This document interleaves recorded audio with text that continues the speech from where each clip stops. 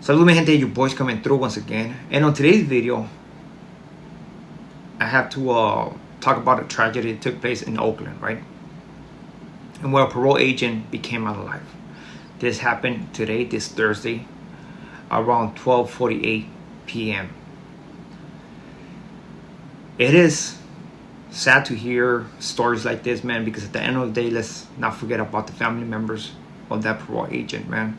And honestly, we sent nothing but positive vibes their way, because at the end of the day, man, if we think about it, these parole agents, their job is to make sure that individuals that came out of prison do what they're supposed to do, make sure that they're abiding by the laws, and they are keeping the streets, our communities, safe, right?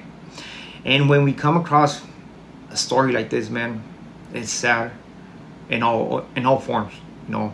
There's not information on who this parole agent was, who the suspect was, who is arrested. But before we continue with the story, do not forget to hit the like, comment, and subscribe to the channel, man. So today, I seen this information on the news, right? And where it came out that a parole agent became alive. It seems like somebody who was going to check in with him at the 7,700 block of Edgewater Drive. Something took place in where this ex-inmate unalived this person. After doing this, well, he didn't unalive him on scene, right? Eventually, they took the parole agent to the hospital. That's where he was pronounced unalive. He got away. He got on the bus. He showed his weapon to the bus driver and told the bus driver to drop him off in a different part of Oakland, right? Eventually, the suspect got arrested, of course, which shout outs to the Oakland PD, man, for doing a great job. When we tell stories like this, man, even though I'm an ex-prisoner, man, we have to see it from a civilian point of view, right? Not because I was in prison at one time of my life, that means that I'm rowdy. Yeah, that's right, man. Parole agents are assholes. They make your life difficult. It's not about that, man. And it is funny how some people, they do go with that, in where they want to play by the code. They want to do all of that stuff, but at the same time claiming to be civilians, right?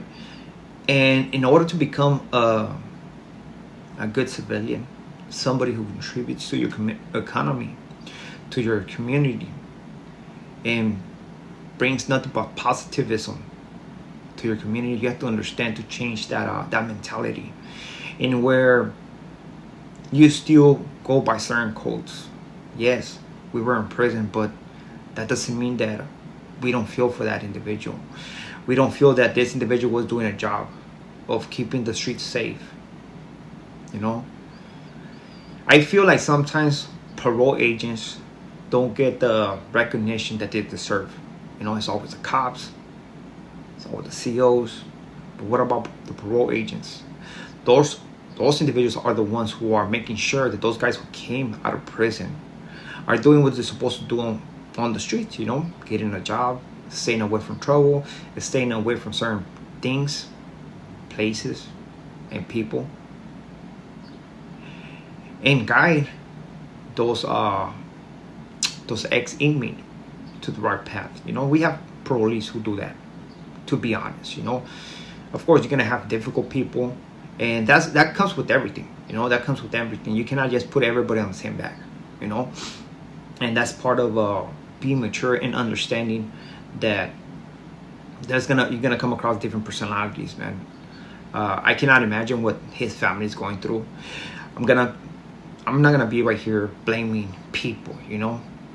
It shouldn't be about blaming people, because I feel that's childish.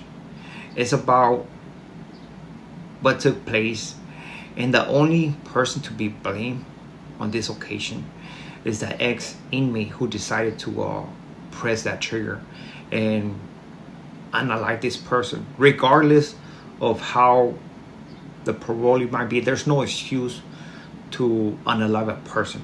Simple as that, man. It sucks, and I'm pretty sure a lot of people are glad, like the family, that they got this individual and they took a criminal off the streets.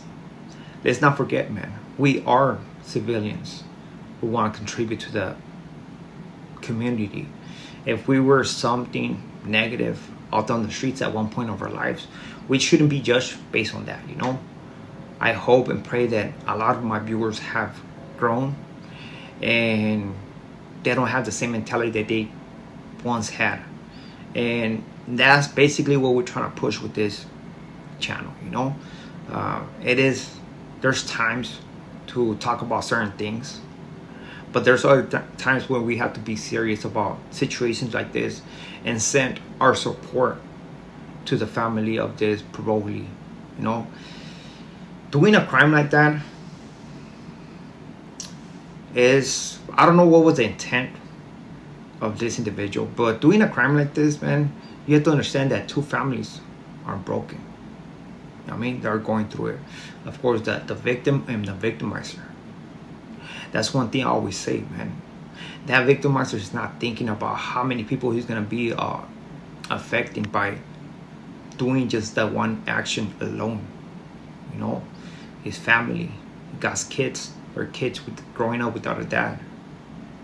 The family of the parole agent, if he had kids, moms, brothers, sisters. We have to think about that before we act upon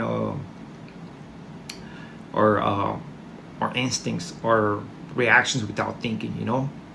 It's best to always weigh everything, think about the consequences of your actions, and weigh what is the pros and the cons.